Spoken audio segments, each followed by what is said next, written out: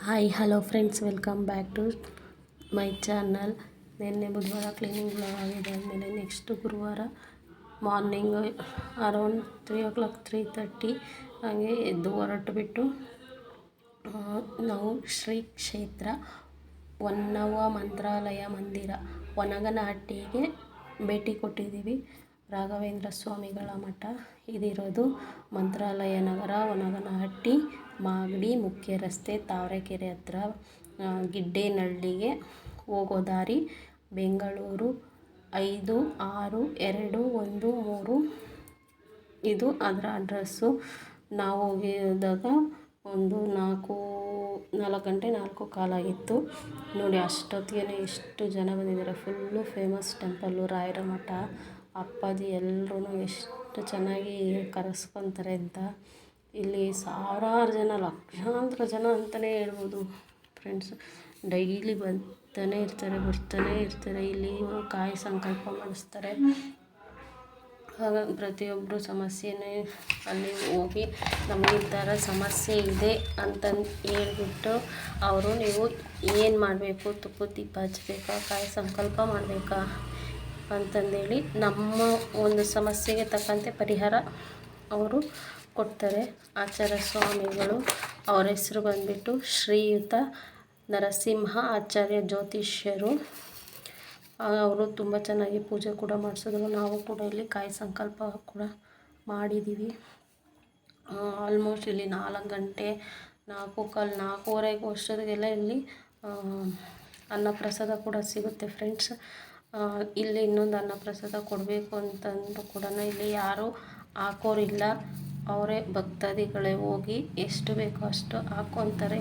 ನಾನು ನೋಡ್ದಂಗೆ ಒಂದು ಸ್ವಲ್ಪ ಕೂಡ ಅನ್ನಪ್ರಸಾದ ವೇಸ್ಟ್ ಮಾಡಿರ್ತಕ್ಕಂಥವ್ರು ಯಾರೂ ಇಲ್ಲ.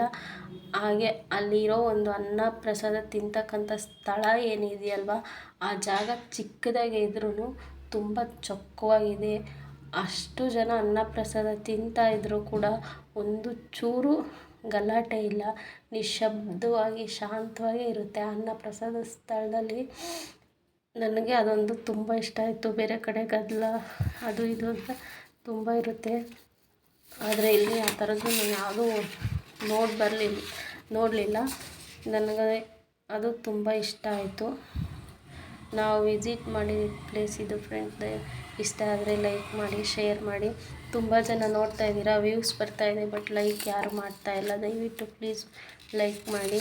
ನೀವು ಲೈಕ್ ಮಾಡೋದ್ರಿಂದ ನನಗೂ ಕೂಡ ಇನ್ನೊಂದಷ್ಟು ಒಳ್ಳೊಳ್ಳೆ ವಿಡಿಯೋ ಮಾಡೋದಕ್ಕೆ ಅನುಕೂಲ ಆಗುತ್ತೆ ಅಂತ ಕೇಳ್ಕೊತೀನಿ ಫ್ರೆಂಡ್ಸ್. ಈ ವಿಡಿಯೋ ಕೊನೆವರೆಗೂ ನೋಡಿ.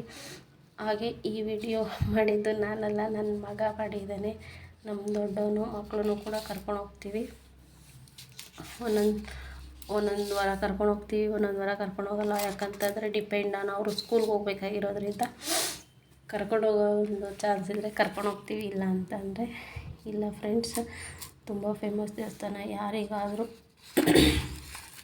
ಕಷ್ಟ ಇದ್ದರೆ ಅವರು ಇನ್ನೊಬ್ರ ಹತ್ರ, ಬೇರೆಯವ್ರ ಹತ್ರ ಹೇಳ್ಕೊಂಡ್ರೆ ಆಡ್ಕೋತಾರೆ ಫ್ರೆಂಡ್ಸ್ ನಮ್ಮ ಕಷ್ಟನ.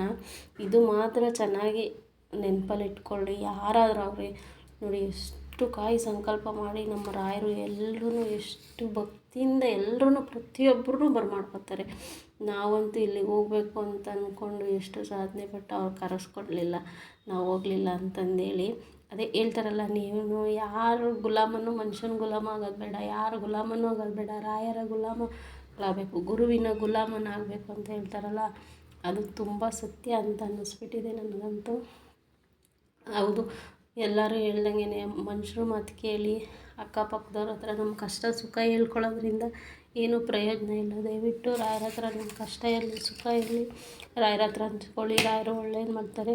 ಜೈ ಶ್ರೀರಾಮ್. ಈ ವಿಡಿಯೋನ ನಾನು ತುಂಬ ಜನ ಶೇರ್ ಮಾಡಿ, ಲೈಕ್ ಮಾಡಿ ಅಂತ ನಾನು ಕೇಳ್ಕೊತೀನಿ ಫ್ರೆಂಡ್ಸ್. ಎಲ್ಲರೂ ನೋಡ್ತಾ ಇದ್ದೀರಾ ಅಂತ ನಾನು ಅನ್ಕೋತಾ ಇದ್ದೀನಿ. ವ್ಯೂಸ್ ತುಂಬಾ ಬರ್ತಾಯಿದೆ, ಆದರೆ ಲೈಕ್ಸು ಬರ್ತಾಯಿಲ್ಲ, ಲೈಕ್ಸ್ ಕಡಿಮೆ ಆಗಿದೆ. ಈ ಮಠದಲ್ಲಿ ಮಾತ್ರ ಓದೋರಿಗೆ ಖಂಡಿತವಾಗ್ಲೂ ಒಳ್ಳೆಯದಾಗುತ್ತೆ ಫ್ರೆಂಡ್ಸ್. ಅದು ಎಲ್ಲರೂ ಹೋಗಿ ಆದರೆ ವಿಸಿಟ್ ಮಾಡಿಬಿಟ್ಟು ಬನ್ನಿ ಅಂತ ನಾನು ಈ ವಿಡಿಯೋ ಮುಖಾಂತರ ಕೇಳ್ಕೊತೀನಿ. ಅಲ್ಲಿ ತುಪ್ಪದ ದೀಪ ಹಚ್ಚೋ ಒಂದು ಇದಾಗಿರ್ಬೋದು, ಪ್ರತಿಯೊಂದು ಕೂಡ ಅಷ್ಟು ನಿಶಬ್ದವಾಗಿ ನಡೆಯುತ್ತೆ.